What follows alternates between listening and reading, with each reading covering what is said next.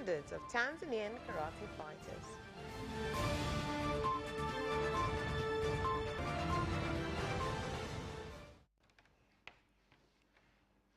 Good evening. This is Capital News at 9:30. My name is Vanessa Victor. Let's get things started with the national news. Tanzania and Kenya have agreed to work together to end 14 business impediments before December 2022, whereby if the plan succeeds, a total of 68 impediments between the two countries will have been removed and resolved. The agreement was reached after President Samia Suluhu Hassan of Tanzania held talks with President William Ruto of Kenya, who is in Tanzania for a two-day working visit. Ushirikiano wa kibiashara.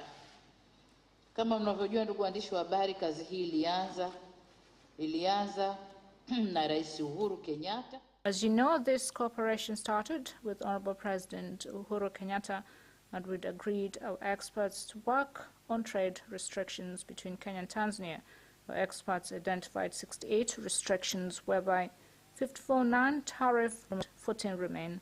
We want our ministers in charge of trade and investment to meet immediately to work on the remaining restrictions so we can have more freedom to trade. There is a project to construct a natural gas pipeline from Dar es Salaam to Mombasa. That an agreement had already been signed with President Uhuru, and President Ruto is taking it as his first project to implement with Tanzania. Lakini mambo yameshabadilika. Leo many people saw trade between Kenya and Tanzania benefiting more Kenyans, but things are different now. Today, we buy many items from Tanzania than Kenya is buying from Tanzania.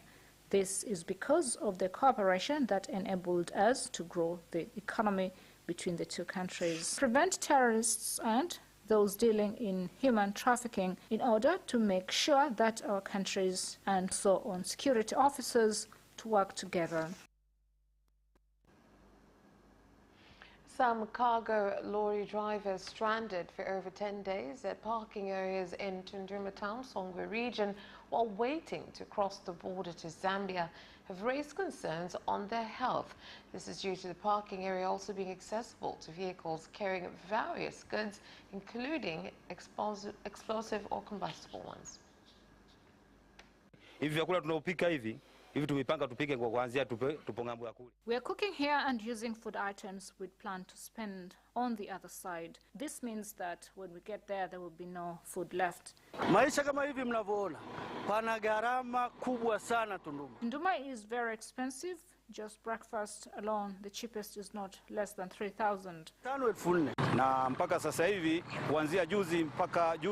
2 days ago, 200 vehicles were allowed. Our target is to allow at least 500 vehicles to cross over.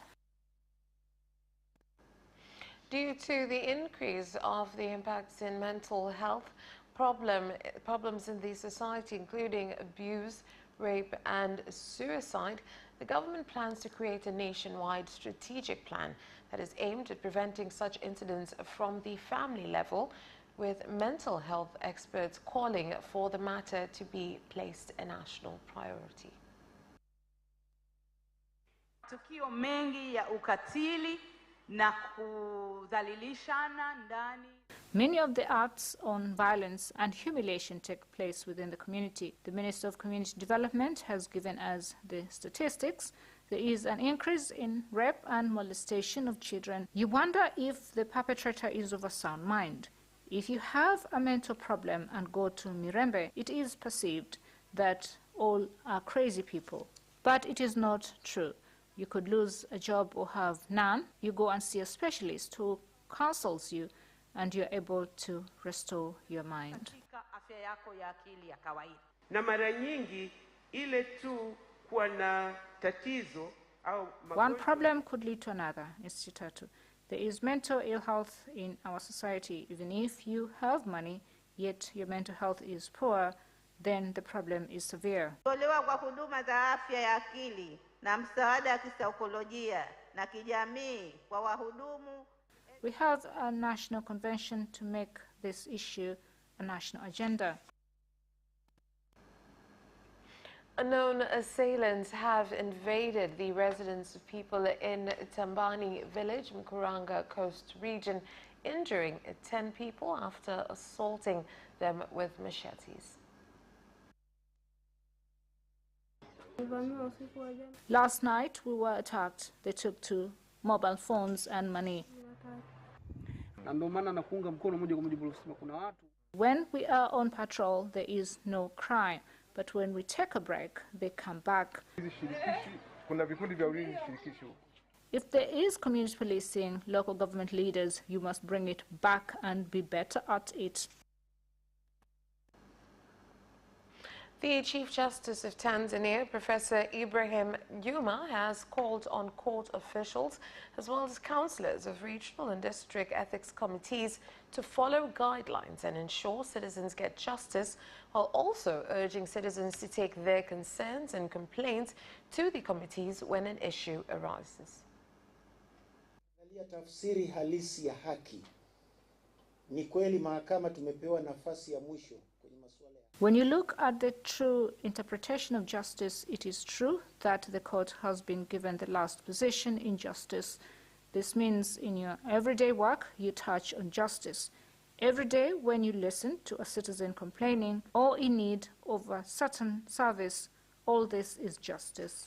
Report shows on efforts made by the court and what challenges you are facing, and because you deal with ethics, when you identify challenges, you will be able to explain to people, and if we hear them and explain to them, and when we hear them, we bring a calmness in the place of work. Shtaka limethibitishwa kwa kufanya uchunguzi na amepata haki ya kujitetea.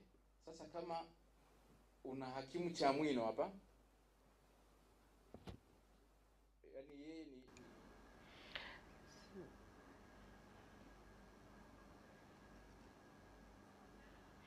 70 children with various cardiac disorders are expected to receive free surgeries at Jakaya Kikwete Cardiac Institute in collaboration with doctors from Mantad's Aid and at a treatment camp started by the institution. The citizens called on to join healthcare funds so as to reduce costs if found with health issues.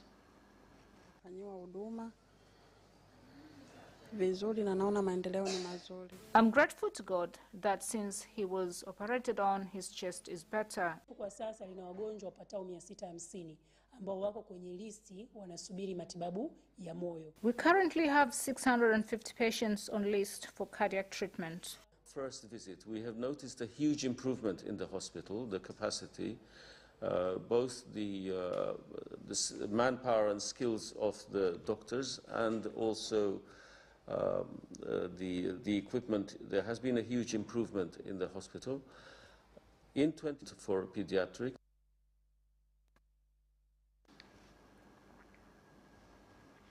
Human activities in lake zone regions have caused the disappearance of natural growth by 50%, a situation that has contributed to, in large part, by climate change due to drought in some parts of the zone. Hifadhi la misitu kanda ya Ziwa, tunayo misitu karibuni ya hifadhi 24. We have at least 24 forests with 425,000 hectares. Its natural vegetation is less than 50% due to farming, grazing and mining. Mazingira haya ni mazingira ya ukame. People have cut down trees in many areas in Mwanza. Now we want to bring it back. And 3 people have died in Lushungi village, Kilwa district, Lindi region, after eating dead kasa fish found along the Indian Ocean. Na kati ya hao watatu waliofika katika hospitali ya rufaa mkoa wa Sokoine, ambao wote walikuwa wanaume, wawili ambao ni mtoto mmoja wa kiume mwenye miaka 8. Out of the 3 at Sokoine Referral Hospital, 2 male patients died. They came and had lost consciousness. The remaining patient is doing well and has regained consciousness, but he is still in ICU. Mbali na juhudi zilizofanyika za matibabu, lakini bado wawili hao walipoteza maisha. Kwa mujibu wa sheria yetu ya uvuvi, ukikutwa tu na unavua kasa kwa makusudi. If you are found fishing turtles, you are taken before the law. Turtles can accidentally enter the net, but you must put them back. Kasa wakati mwingine huwa wanaingia kwa bahati mbaya kwenye mitego. That's where we leave off with the national news. International news is up next.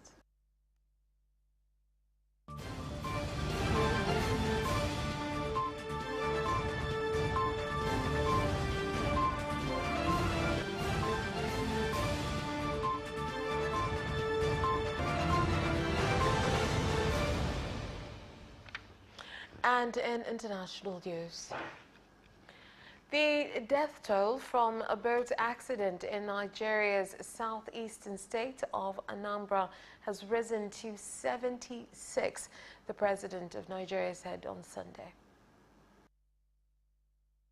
Baro area of Anambra, according to officials on Saturday, when they said at least 10 people had died and 60 were missing.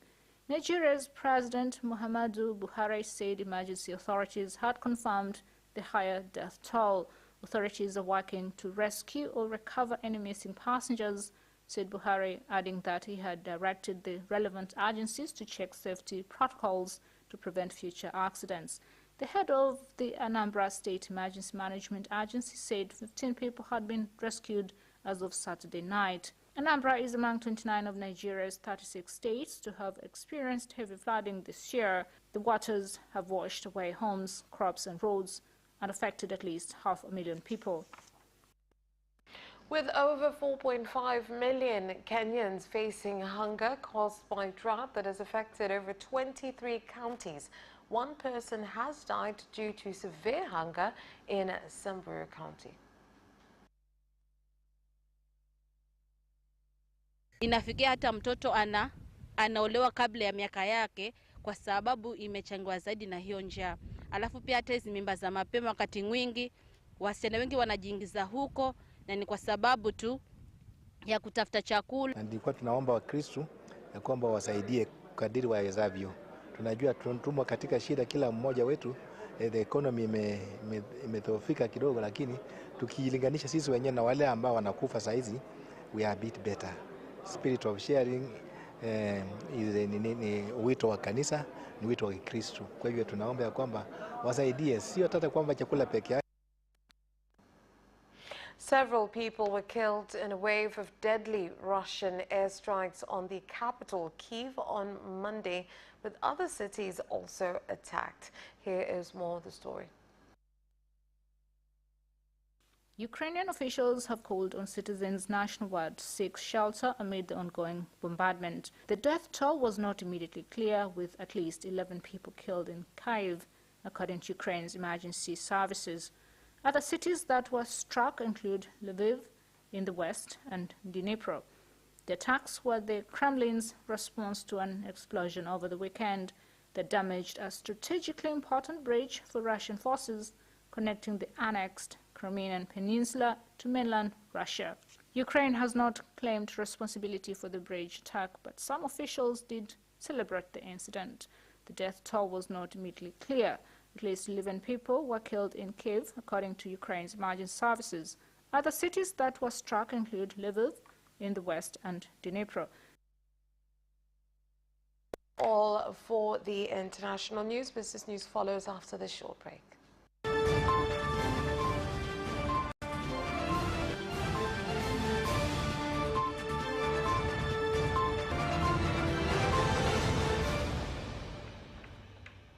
And in business news, the police force in Rukwa region, in cooperation with Tanzania Revenue Authority TRA, has begun an exercise to search and seek out entrepreneurs importing goods into the country illegally from Zambia, which led to the successful capture of 3 people who illegally imported cosmetics, sugar and malaria medication into the country.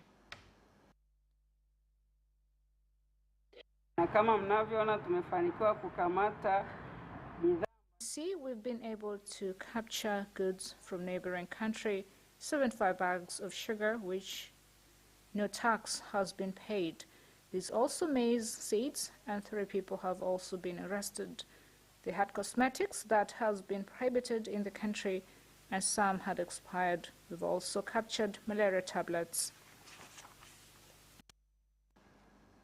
To ensure the ease of availability of some alcoholic beverages in the country, Serengeti Breweries SPL has brought new products to market known as Captain Morgan Gold, as the product has begun to be produced in the country, meeting all international quality standards. We decided to bring Captain Morgan because young people needed a drink that expressed their lifestyle, but were limited. So Captain Morgan is delicious and comes at an affordable price. We call it delicious, lakini pia inakuja at a very affordable price katika SKU zote mbili. Tanzania Women Chamber of Commerce, TWCC, has called on women going to Turkey to take part in the Business Expo to use the opportunity to learn how to increase the value of products produced in the country and find new markets for them.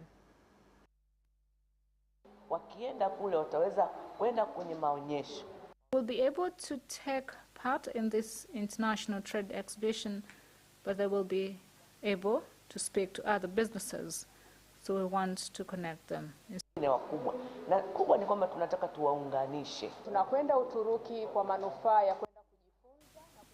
We're going to Turkey to learn and visit other manufacturers. So when we come back home, we will be able to perform internationally. And that's where we leave off with business news. Sports is next.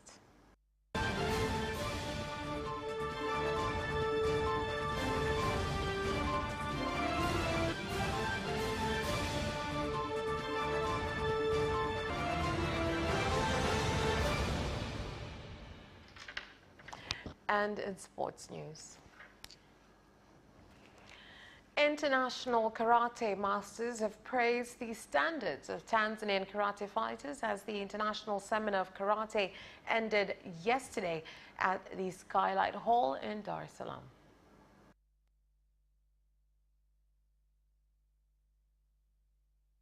Yeah, this time the Gasku is amazing.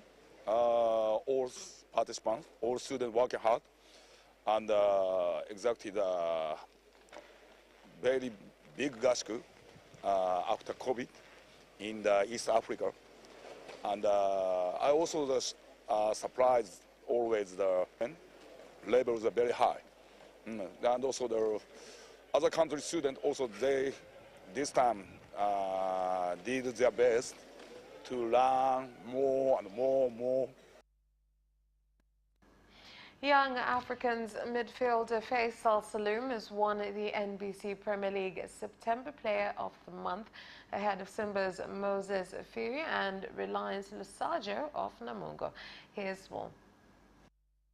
Feitoto has won the award after helping Yanga to retain its 100% start to the Premier League, scoring 2 goals in the process. The Namungo FC head coach Honor Janza has been announced the Coach of the Month. Janza won ahead of Charles Boniface Mkwasa and Thierry Hitimana after 2 wins out of 2. Max Verstappen clinched a second title in extraordinary circumstances after dominating a Japanese Grand Prix truncated by heavy rain. Here are more details. Verstappen headed Sergio Perez in a Red Bull 1-2 after Ferrari's Charles Leclerc, who crossed the line second, was penalized for cutting the track and gaining an advantage on the last lap. There was confusion after the race as to whether Verstappen had done enough to tie up the championship, because it was not immediately clear whether full points would be awarded for a race that ran just over half distance. But governing body, the FIA, said that reduced points only applied if a suspended race could not be resumed. Awarding full points or 3/4 points, as all the teams expected will be the case, was the difference between Verstappen leaving Japan as a double world champion or having to go to the next race in the USA, needing to gain 1 point on Leclerc and Perez to seal it. The Philadelphia Eagles maintained the NFL's only unbeaten record as they scraped a 2017 victory against the Arizona Cardinals to move to 5-0. Here's the report. The Dallas Cowboys bet defending Super Bowl champions, the Los Angeles Rams, to move to 4-1 and set up a big divisional clash with the Eagles next week. Elsewhere, the Buffalo Bills hammered Pittsburgh, and Tom Brady enjoyed his customary win over the Atlanta Falcons. The New York Jets scored 40 in a rare divisional win over the Miami Dolphins. On a Sunday of big plays and big scores, the San Francisco 49ers dominated the Carolina Panthers 37-15. Cristiano Ronaldo reached another landmark in his illustrious career by scoring his 700th club goal in Manchester United's win at Everton. And here's more. The goal took the 37-year-old Portugal forward's tally to 144 for United across his two spells at the club. He scored 450 for Real Madrid, 101 for Juventus, and 5 for Sporting Lisbon. Sunday's goal at Goodison Park was only the second of the season for Ronaldo, whose 699th goal came in the Europa League against FC Sheriff in September. Ronaldo started the Everton game on the bench, but came on for the injured Anthony Martial in the 29th minute and scored what proved to be the winner 15 minutes later as United went 2-1 up. And that sports item ends our news bulletin. On behalf of everyone who worked to bring you this bulletin, my name is Vanessa Victor. Thank you for watching. Have a good night.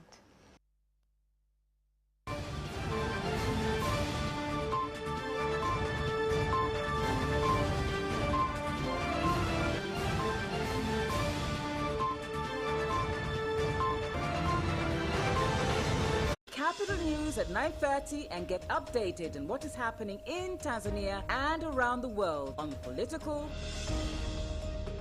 social,